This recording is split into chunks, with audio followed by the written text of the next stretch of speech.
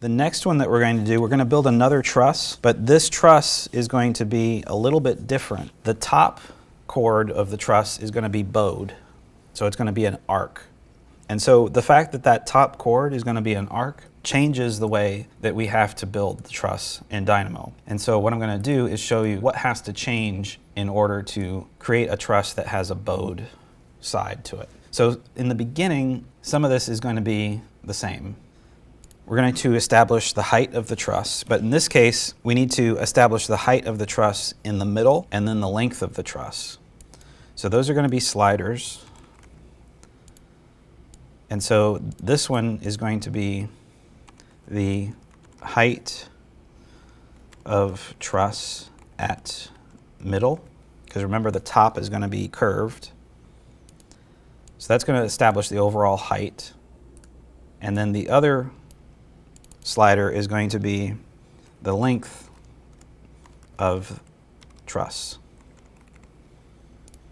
So that's our height and our length. So to establish these, we need to create some points. So the points to define the bottom of the truss are going to be points by coordinate. We need 2 of those. And then the length of truss is going to correspond to the x on this one. So there's our x point right there. And then the other one is just going to be 0. So this is effectively the length of our truss right here between those 2 points. And then we're going to define a line by start and end points. And we're going to have a line go from there to there. So that's the bottom of the truss. And then we need a couple more of these parameters to define the rest of the top of the truss. So another thing that we need is a slider for the height of truss at ends, and then the number of bays, which will make an integer slider. Number of truss bays. So those are 2 additional sliders that we need. So now that we have this bottom chord, that's the easy part. Now the harder part is to define that upper arc that's going to be the top of the truss. So the first thing that I have to do is I want to know what the length of this line is, and then we're going to divide that length up by points. We're going to create planes at those points. Those planes theoretically extend out in all directions infinitely. So then if I create a line up here that's an arc, all of those planes will intersect that arc and generate points along that arc. Because we can't do what we did with the flat truss, and that is create a bunch of points on the top and create a bunch of points on the bottom and just connect them. Because if we did that, the top chord is actually longer than the bottom chord because it arcs, and so what would be our verticals would be splayed and not vertical. So we have to have a fundamentally different approach for when we're building this. And so the first part of this is defining the points along the bottom and those planes that are going to intersect the top arc. So I have to know what the length of this curve is. So I'm going to say curve length, and this is a query node, so it's just asking a question. So plug that in there, and it tells me how long it is. And then we're going to divide that by 2. So I'm going to use the divide operator and 2.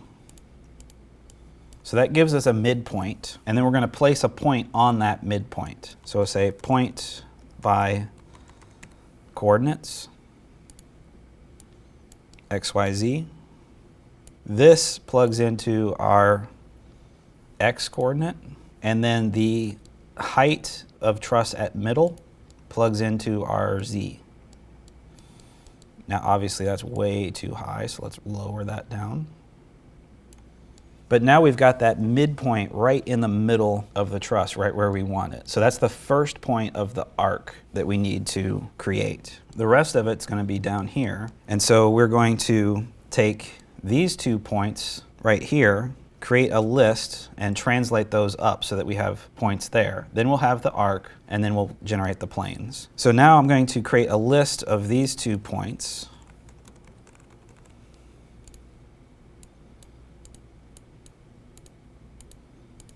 So I create a list of those 2 points. And then we're going to translate the geometry of those 2 points up using the XYZ. So plug that into geometry, and then we're going to translate those up based on this slider over here, which is height of truss at ends. And there's our arc for the top of the truss.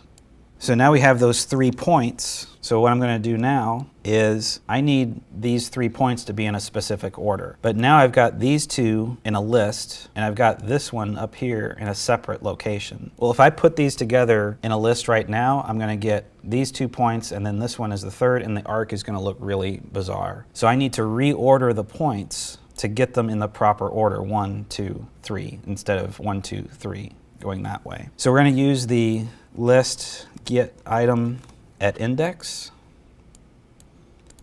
plug that into this. We're going to pull out the first item, which is the 0 item here, and then we're going to do this again and pull out the second item, which is number 1.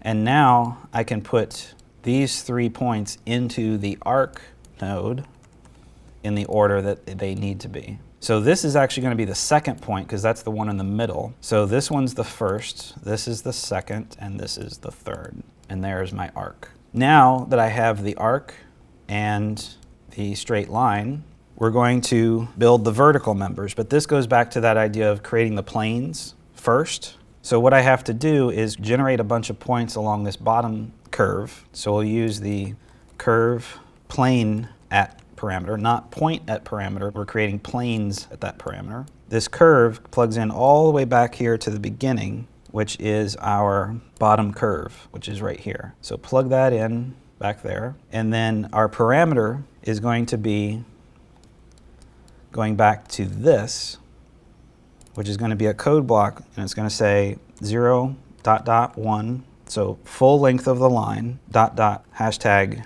A. That parameter is the number of truss bays, so let's say 13, and then this plugs into our parameter. And so now we don't have points at those parameters, but we have planes at those parameters. And even though those planes show up as just squares, those planes extend out infinitely in all directions, so they are actually intersecting this top chord. And so what I want to do is where those planes intersect that top chord, I want Dynamo to place a point at that intersection. And so now we use a parameter called geometry intersect all.